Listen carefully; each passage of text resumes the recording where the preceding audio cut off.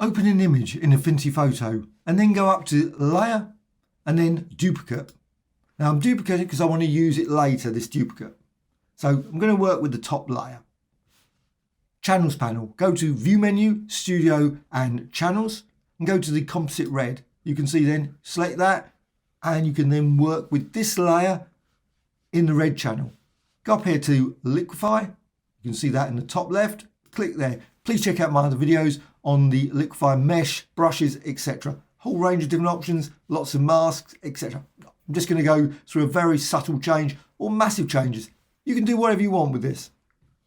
So composite red, you're just working in the red channel and you can just say make a very subtle change, or you can do what I like generally doing, make a real sort of weird color design. And of course this works even better if you've got like a gradient or something like this, but of course it works well with an image as well. So you can say like move that red bus, that's in Oxford Street, good old Oxford Street, my favorite street, and you got that in the red channel.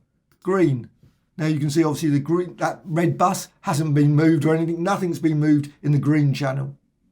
And again, exactly the same, just go up here to the personas, you can then move it. Now you don't have to say touch that area, you could leave that totally untouched. Now the red bus could be completely removed from the thing if you just didn't want to move it.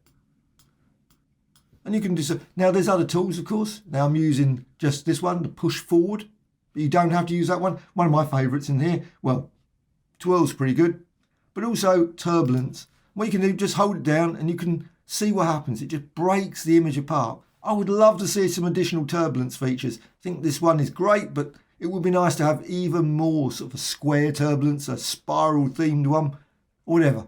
But you get what you get. So once you've done that, you can do it elsewhere. You can again modify it, move that, shift that across. You can see as you drag that across, that creates some very interesting effects. The building sort of, yes, you wouldn't want it looking like that. Click apply.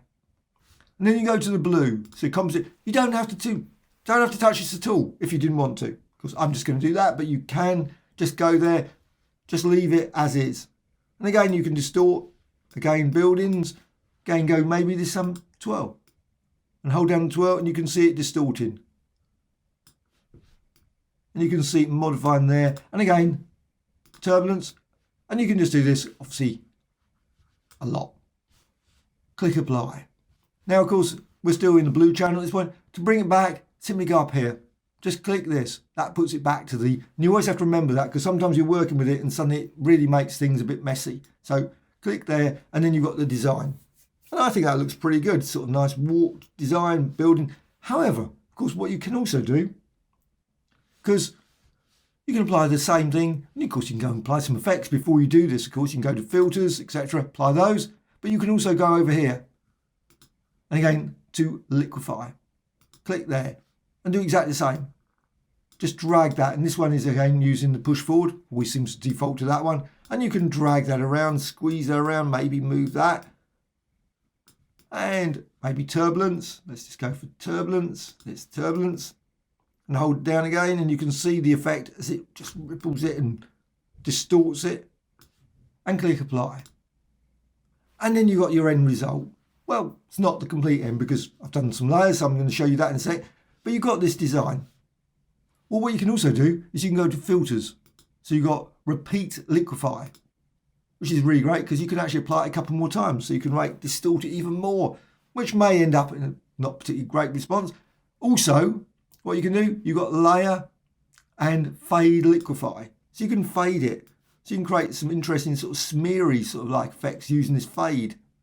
So you might not want it really extreme. You might just want it faded. So it gives it sort of like a sort of oil painty, sort of smooth. I think that's quite nice. Also, you've got blend modes. You can run through them. Just try them out. Maybe you might think, you know what, screen looks great. Or multiply. And so on and so on. You can do that. However, also what you've got, of course, you've got the original image because I duplicated it. So with that, I can go over here. Blend modes, so you can run through that and you can see what happens. You can go think, you know what, I want lighting or screen, so you don't have to have the full-on effect. So screen there, and you can see the result of that. You've got distortions, but you haven't got the full-on. And again, of course, you can change opacity, overlay, go through those, just try it out, different ones. That one, like hard mix, something like that, to create a very garish, intense, distorted image of, obviously, Oxford Street back in 2011, quite a few years ago. Anyway, hope you found this of interest. Thank you much.